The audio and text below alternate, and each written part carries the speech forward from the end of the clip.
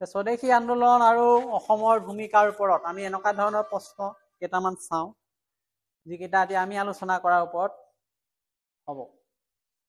প্ৰথম প্ৰশ্নটো কি আছে, এইটো কয় এনালাইটিকেল এণ্ড বিশ্লেষণমূলক প্ৰশ্ন, বিশ্লেষণ কৰিব পাৰিব লাগিব।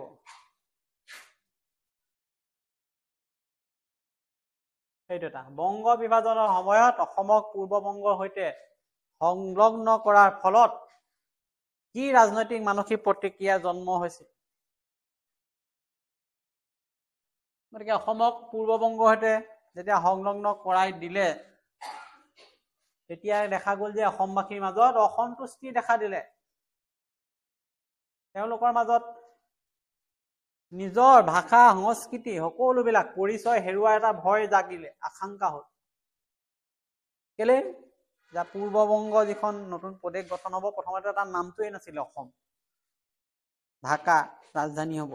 গতিকে তেওঁলোকে তেতিয়া বুজিলে যে অসমৰ যদি নামেই নাথাকে, চিৰদিনৰ বাবে হেৰাই যায়, অসমৰ সংস্কৃতি ক'ত থাকিব, ভাষা ক'ত থাকিব, পৰিচয় হেৰুৱা এটা ভয় জাগি উঠিছিলে। সেইটোৱে হ'ল অসমৰ মানুহৰ মাজত সৃষ্টি হোৱা মানসিক আৰু ৰাজনৈতিক যি ভাৱধাৰা তাৰ এক বহিঃপ্ৰকাশ। এইটো অসমত স্বদেশী আন্দোলনে কেনেকৈ আৰ্থিক আত্মনিৰ্ভৰতাৰ বীজ ৰোপণ কৰিলে, মানুহে কেনেকৈ নিজকে আত্মনিৰ্ভৰশীল কৰাৰ চেষ্টা কৰিছিল। আমি কৈছোৱে স্বদেশী আন্দোলনে বিদেশী সামগ্ৰীৰ বিৰোধিতা কৰি দেশীয় সামগ্ৰী ব্যৱহাৰৰ ওপৰত গুৰুত্ব দিছিলে। অসমৰ লোকসকলে কি কৰিলে?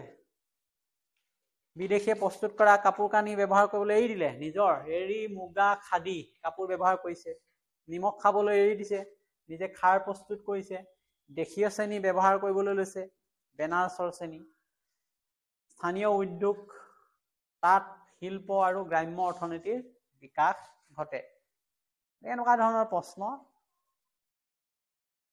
আহিব পাৰে বেলেগ বেলেগ দৃষ্টিভংগীৰ পৰা। গতিকে আমি জাষ্ট এটা আৰ্হি লৈছোঁ, দুটা প্ৰশ্ন আলোচনা কৰিলোঁ। এটা আমি 5টা বনাইছিলোঁ আৰু আছে এনেকুৱা প্ৰশ্ন, অম্বিকাগিৰি ৰায়চৌধুৰীৰ সাহিত্য ৰাজনৈতিক ভূমিকা কেনেকুৱা ধৰণৰ আছিলে, তেওঁ কি কি কৰিছিলে, সেৱা সংঘ গঠন কৰা, বিদ্ৰোহাত্মক নাটক লিখাৰ পৰা নাটক উপস্থাপন কৰা, ছাত্ৰ সমাজক সংগঠিত ৰূপ দিয়া, এইবিলাক কথা ইয়াত থাকিব। ব্ৰিটিছ চৰকাৰে স্বদেশী আন্দোলনৰ প্ৰভাৱ কমাবলৈ কি কাম কৰিলে, সেই 3টা কাম পাইছিলোঁ নাই?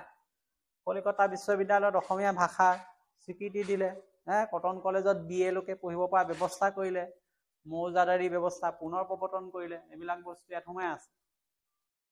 গতিকে পঢ়িব জানিলে যিকোনো প্ৰশ্ন সুধিব, আমি তাত টাৰ্গেট কৰিব পাৰিম।